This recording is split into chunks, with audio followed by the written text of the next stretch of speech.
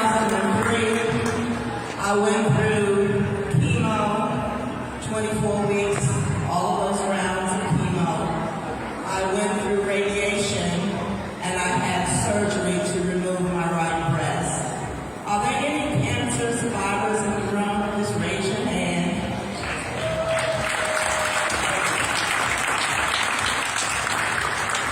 I remember vividly the day that I got the call back after having missed 2 mammograms, and I hope somebody's hearing this today.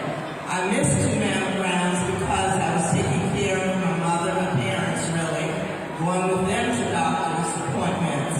And so, of course, I was pastoring, I was a wife and a mother, and so I just missed them. But I felt them up and had felt it for months, but you kind of ignore it. And when I finally went, and I had to wait a couple of days for them to get the results back, and I'll never forget when the doctor called and said, "Ms. Champ, it's cancer." And I remember when I went into the kitchen where my husband was to share with him about that call, and I could see the tears welling up in his eyes, and we just held each other, knowing that we were going to begin a journey that was going to take us places that we would have to trust God with all of our might. During that time, another thing that is key, and all of these things are in this book, and this book is actually coming out of my journal. One of the things that I've always done in life is what helps me, keeps me grounded and keeps me connected to God is to journal every day. And so I knew that I needed to get out of here what I was feeling, and always I couldn't tell anybody. Anybody know what I'm talking about? You can't even talk about it some days. And so I would write it down in my journal. And I began to share it with other women, and then someone said, "Why don't we'd like to read those things." And then one of my friends said, "That sounds like the gospel to me, that God is working in the midst of everything that you're going through," and that's why the book is entitled The Gospel According to Cancer. But I share things that other survivors, you know exactly what I'm talking about. And for those of you who are family and friends of survivors and those that are battling cancer right now, it will help you to understand how we feel and how we act some days. Our daughter was she was a sophomore in high school, and to have to tell her was just devastating. We waited because we wanted to go through that Christmas without her knowing, but we didn't want her to be the last one to know. And I remember when we finally told her once Christmas was over, and just to see the fear in her eyes, and the only thing we could offer her was, "Baby, we're going to trust in God as we've always done, and we're going to walk this journey together." And it has been a journey, but God blessed, and I am still here. You can see that I don't have any hair. I am one of 4 women, my doctor said, whose hair did not come back. And I'm okay with that. I'm okay going to the kingdom without any hair. But I do want to read what I wrote in my journal, and which is in the book. It's called This Hair Thing. Hair is very important to women. For the African American woman, it's a critical part of who we are. As a Black woman, hair has been a personal struggle all of my life. I've struggled with hairstyles. I struggled for a year with whether to dye my rapidly turning gray hair, until I finally decided to allow nature to take its course. I struggled with long hair versus short hair, natural hair versus straightened or perm hair. This hair thing has been a struggle. But finally, at 58 years old, that's how old I was then, I have reached the point of satisfaction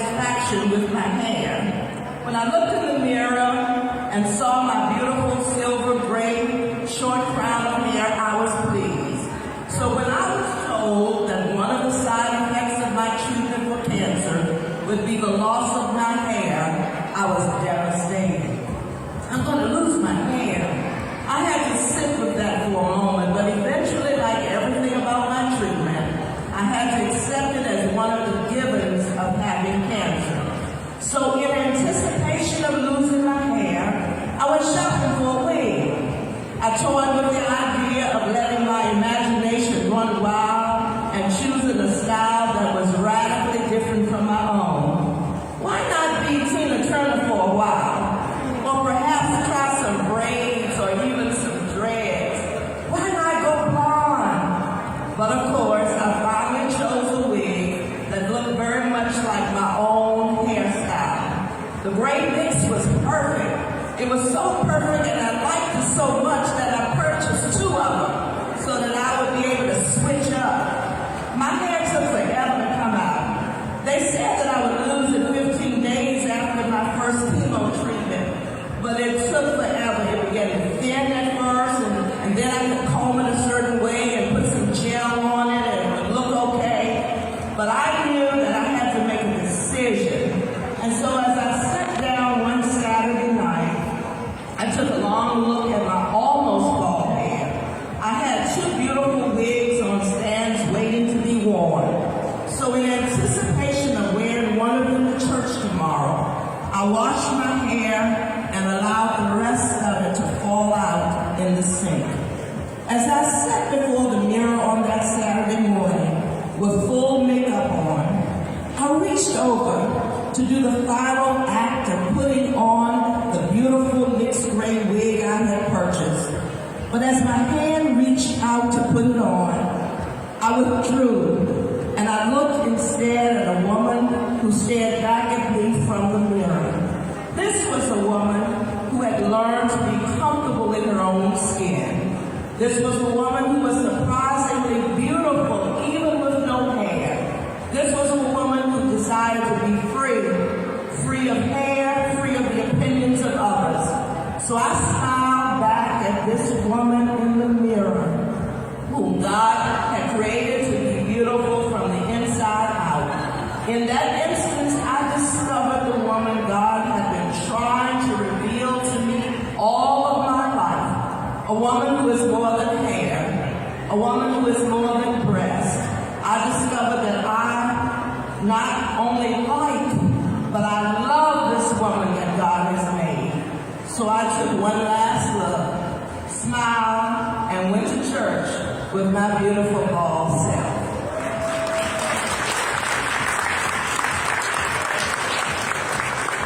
For those that may have had a vasectomy like I had, I wrote this in my journal, ain't I a woman? Ain't I a woman? I remember when the doctor told me I would have to have a vasectomy, that they would have to remove my right breast because the size of the tumor was too large for a lumpectomy. The vasectomy would save my life and give me a better chance of the cancer not returning. Given my choices, I had no problems with undergoing a vasectomy. But now the surgery is over, and I have to live with the decision that has been made. Now I lay in a hospital bed, heavily bandaged on my right side, knowing that I am minus a right breast. There's something about losing a body part. This was my breast, and now I no longer have it. Already my body feels differently. How will my body look when the bandage is taken off?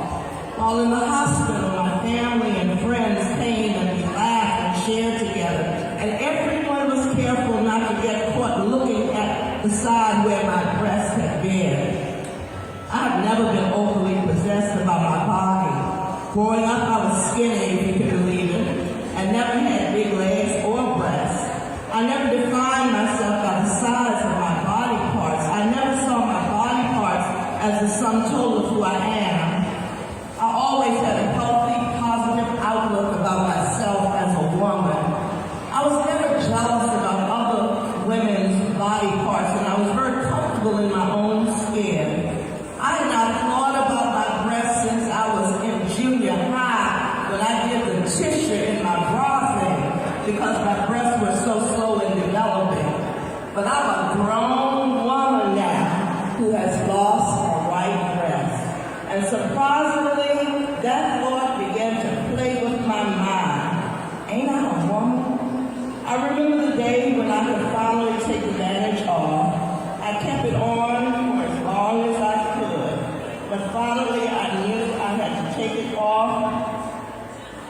and look at my body without the breast.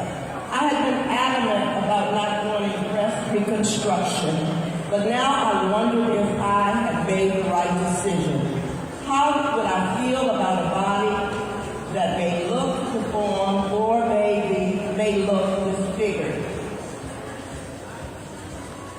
I remember going into my dressing room outside of the shower in our bathroom and sitting on the vanity stool as I slowly unwrapped the dressing. I remember looking at the line across my chest where my breast had been. It looked so strange, but certainly not horrible, not repulsive. I really can't describe how I felt. As the tears began to flow, I felt a little sad, but not devastated. I didn't feel less than a woman, but I felt different as a woman. It's hard to explain. I remember rubbing the spot, comparing it to the other side where my left breast was. For a fleeting moment, I wondered how my husband would feel about the body without a right breast.